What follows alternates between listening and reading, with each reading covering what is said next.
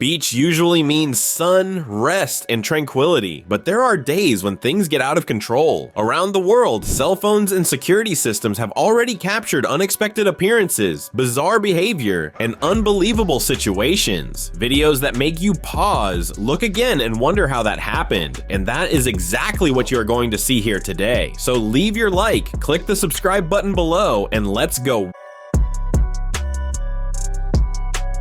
At the beginning of May this year, a walk on Copacabana Beach turned into a huge scare. A British tourist got stuck for more than 3 hours inside a hole in the sand that he himself helped dig. The scene happened in the south zone of Rio de Janeiro, Brazil, and was recorded by Brazilian screenwriter Alan Smith, who followed everything up close. According to Alan, the group had 6 tourists, but only 3 joined the game. At first, it seemed harmless. They dug with their hands, laughed, and drew attention from passers-by. Nothing out of the ordinary. At a certain moment, someone lent them a shovel and the hole started to get way too deep. But the turning point came when one of the Britons decided to jump inside. In a few seconds, everything went wrong. The sand on the sides collapsed, fell on top of him, and the man got stuck with only part of his torso and his head above the surface.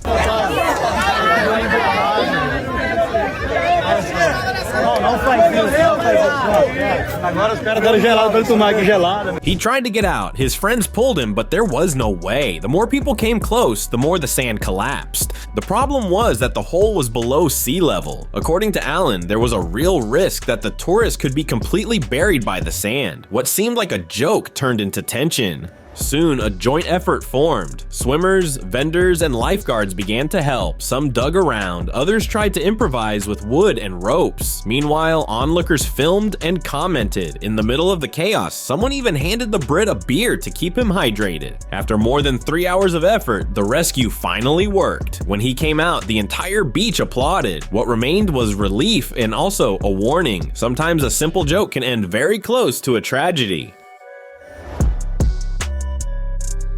On one afternoon at a beach in Florida, 2 young Russian women drew attention for a simple reason prohibited by law. They were drinking alcohol right on the sand. A police officer on patrol noticed the situation and approached calmly, explaining that this type of drink is not allowed on public beaches in the state. The 2 became visibly nervous, apologized, and agreed to throw the drinks away. Up to that point, it seemed everything would end there, but the mood changed when the officer asked for their documents. One of them handed over a driver's license that did not match the system information. The number, when checked, was linked to an elderly woman with a completely different photo. That's like an 80-year-old lady. Okay. That's not an 80-year-old lady. I have her picture pulled up. The driver's license number that's on that. It's a fake ID. She's like 24. Okay, well, your friend has a terrible fake ID. The officer pressed with questions, trying to understand who she really was. Little by little, the young woman began to get tangled up. First, she said she lived in one state, then she said another. Next, she ended up admitting that she was only 18 years old. That is, besides drinking where she could not, she also was not of legal age, since in the United States, drinking is only allowed starting at 21 years old. The document presented did not belong to her, even saying it belonged to a friend. The fact that she had used that identification was already enough to complicate the situation. The officer explained that some things he could resolve with a warning, others he could not. In the end, she was taken to the police station for possession and use of false identification. Her friend stayed behind, frightened, and without fully understanding how an afternoon of fun turned into a serious problem. A woman was alone, standing and leaning against a palm tree when a man approaches and starts a conversation. Without beating around the bush, he asks if she would like to earn 100 reais. She finds it strange and asks why, but he says it does not matter. He throws the money on the ground and asks her to go get it. She picks it up. Right after, he repeats the action. Another 100 reais. This time he comments that she was faster, that she learned to go after the money. The conversation turns into a kind of improvised lesson about ambition, goals, and easy money. He starts provoking her, saying she looks like someone who likes to make money. The tone changes when he starts asking personal questions. He wants to know what she does for a living, whether she is supported by her parents, how much she earns per month. She explains that she works with social media and promotion. From there, he says that he works with beautiful people and that he likes to pay for that. Up to that moment, he has already handed over 300 reais. Next, the proposal appears. First, photos, let's say, a bit more explicit. Then, higher amounts. He talks about 1,000 reais. She refuses. says she is well known and does not want to expose herself. The man insists, asks about her relationship, tries to devalue what she earns, and turns everything into an uncomfortable negotiation. E você adora tirar foto? Pronto, agora você encontrou cara que adora tirar fotos. E eu pago pra isso. The amounts go up to 2,500 reais and then to 5,000 reais. He suggests hiding her face in the photos and showing only her body, keeping everything secret. The pressure increases along with the insinuations. In the end, the episode lays bare something simple. Money can be used as a trap, and not every proposal is innocent, even when it comes disguised as a compliment or an opportunity.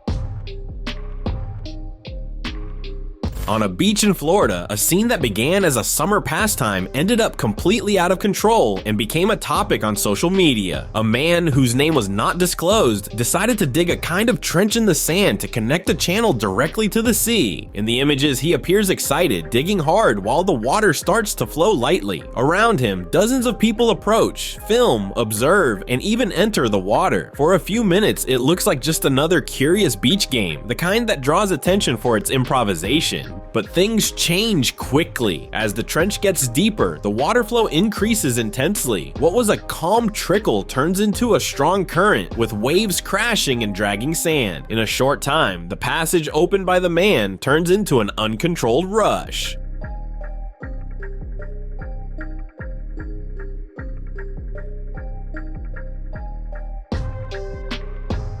The crowd that had been laughing and watching closely begins to move away. The situation clearly stops being safe. The video ends with the information that the police needed to intervene to end the activity, even without showing the exact moment of the agent's action. Despite the scare, there were no reports of injuries. Myrtle Beach on the 2nd of August 2020 ended up becoming the center of a controversial case about individual freedom. Samantha Panda, a professional aerial artist, was at the beach with her sister-in-law Kendall Lee when everything went out of control because of the bikini they were wearing. A woman who was at the location called the police complaining about the two women's clothing. Shortly after, officers Zach Reffy and Kyle Dick arrived saying that the outfits could violate the municipal public nudity code. Samantha was confused and stated that she wore that type of bikini every time she went to the beach, with nothing illegal or suggestive about it. Literally detained me Yes. for being in a car. Yes, because of the way you're acting. So, what's going on? Can he get off of me, please? The situation quickly became tense. When Samantha tried to walk away from the approach, the officers decided to handcuff her, alleging that she was interfering with the investigation. At that moment, her boyfriend started recording everything. In the video, Samantha questions why she was being treated like a criminal if no one was naked, saying that it seemed like an abuse of authority. The officers cited Section 5-30 of the Myrtle Beach Code, which prohibits the exposure of areas such as buttocks and nipples in public places. The problem is that the law does not clearly define what exactly is considered a thong-style bikini, nor what would be the acceptable limit of exposure, which generated even more confusion during the conversation. In the end, Samantha and Kendall were released without a fine or arrest. Even so, the case had already gained attention. Samantha posted the video on social media and it went viral, leaving the reflection, how far can the state interfere in the way someone dresses on a beach?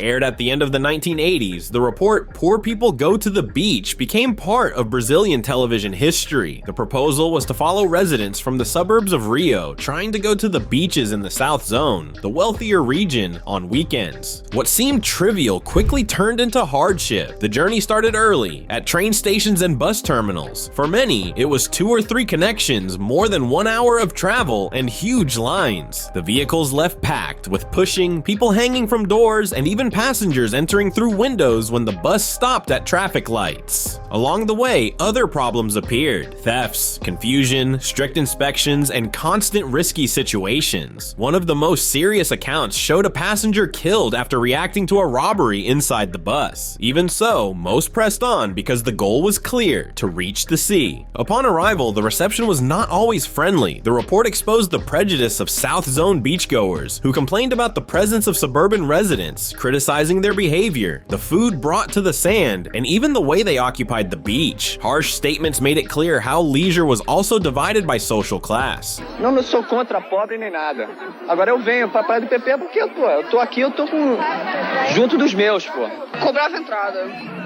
Tem que cobrar entrada. Years later, in 2015, the piece went viral on the internet, and Angela Moss, who appears in the report criticizing these simpler people, was heavily criticized online and later stated on her social networks that she no longer thought that way. Despite all the difficulties, the beach still symbolized relief, fun, and a rare moment of rest, regardless of social class. It was supposed to be just another normal workday in Hallandale Beach, Florida, but everything changed when a man began to drown outside the supervised area. Lifeguard Tommy Lopez, 21 years old, heard the alert and ran across the sand, passing dozens of beachgoers. When he reached the swimmer, the situation was already serious. The man was blue and barely able to react. Tommy did not hesitate and carried out the rescue.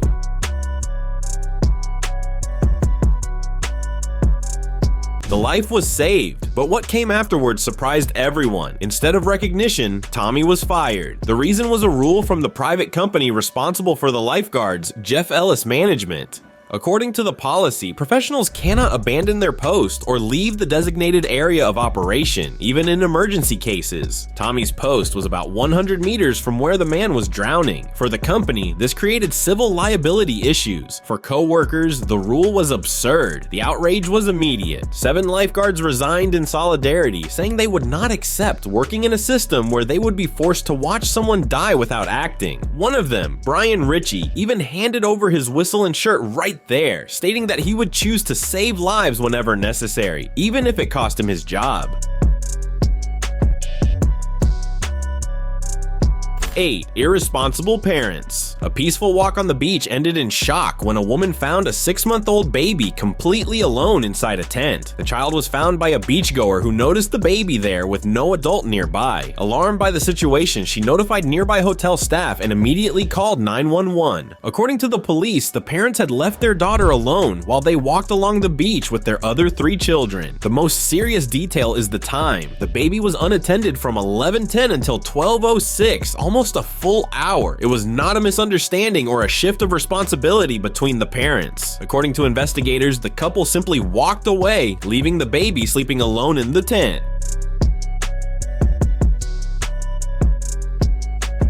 The father told police that the other children ran along the beach and that he and his wife went after them. According to him, since it was nap time, they decided not to wake their daughter. The problem is that a 6-month-old baby has no ability to protect herself. Experts warned that the child could have rolled over, suffocated, or fallen ill without anyone noticing. When officers arrived, they confirmed that the baby was indeed alone and unsupervised. The couple, Brian and Sarah Wilkes from Texas, ended up being arrested and charged with child neglect. The case caused outrage on social media. Many commented that they are afraid to even leave a chair and bag alone on the sand, let alone a baby.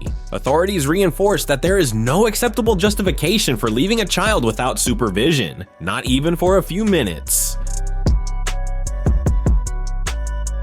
During a recording near Rarotonga in the Cook Islands in the South Pacific, a researcher was on a boat close to the reef when the director asked her to enter the water to capture more images of the whales, something that for her was routine after more than 30 years working at sea. As soon as she entered the water and began swimming slowly toward 2 whales, one of them turned to face her and came straight at her. The impact almost happened. She instinctively raised her hand and ended up with her palm pressed against the animal's head, being pushed backward. Even trying to move away, the whale kept approaching, pushing, lifting, and even trying to place her under the pectoral fin. The sharp barnacles caused some cuts, and for several minutes she was tossed from side to side without understanding what was happening. The reason became clear suddenly. When she looked to the side, she saw something that froze her blood. A huge tiger shark, described by her as the largest she had ever seen in her life, was swimming straight toward her.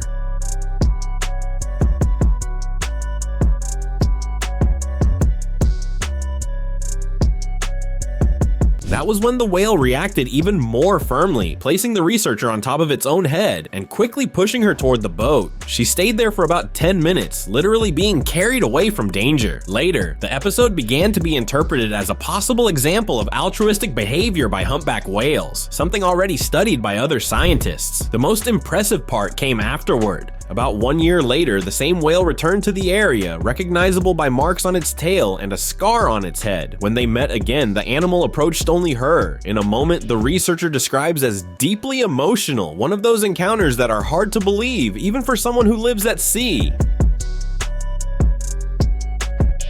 A video began like just another street interview, but quickly became a topic on social media. On one side was a YouTuber and journalist known for asking direct and provocative questions. On the other, a model and fitness influencer used to cameras, but not exactly to that kind of approach. The meeting took place in a relaxed atmosphere, with questions that became increasingly spicy, mixing relationship topics, personal preferences, and very candid opinions. If you get a really hot guy who's not that great in bed, a lot of them are like willing to take direction. You can, lead a horse to water and teach him how to drink it too. She must be a good teacher over here. What drew the most attention was not exactly the content of the questions, already expected by those who know the interviewer's style, but the way she responded, without beating around the bush, without embarrassment, and with a naturalness that many people are not used to seeing in public interviews. Instead of dodging the topics or trying to soften them, she played along and answered everything confidently, as if she were talking with friends. The problem began after the video was published. The reaction was intense, and part of the audience came down hard, saying that a fitness influencer should not expose herself that way, criticizing the tone of the answers and even questioning her professional image. In the end, the question remains, to what extent can a woman speak openly about topics considered taboo without being judged for it? An impressive scene mobilized dozens of people on the coast of Argentina when a giant humpback whale became stranded on a tourist beach. The case happened in Mar del Plata, a city about 200 kilometers south of Buenos Aires, and required a long and delicate operation to save the animal. As soon as the whale was spotted on the sand, rescue teams, local authorities, and volunteers came together. In total, about 30 people worked for nearly 28 consecutive hours trying to return the animal to the sea. Time was working against them. The whale was already becoming weak, and the waves ended up pushing its body further onto the beach instead of helping it return.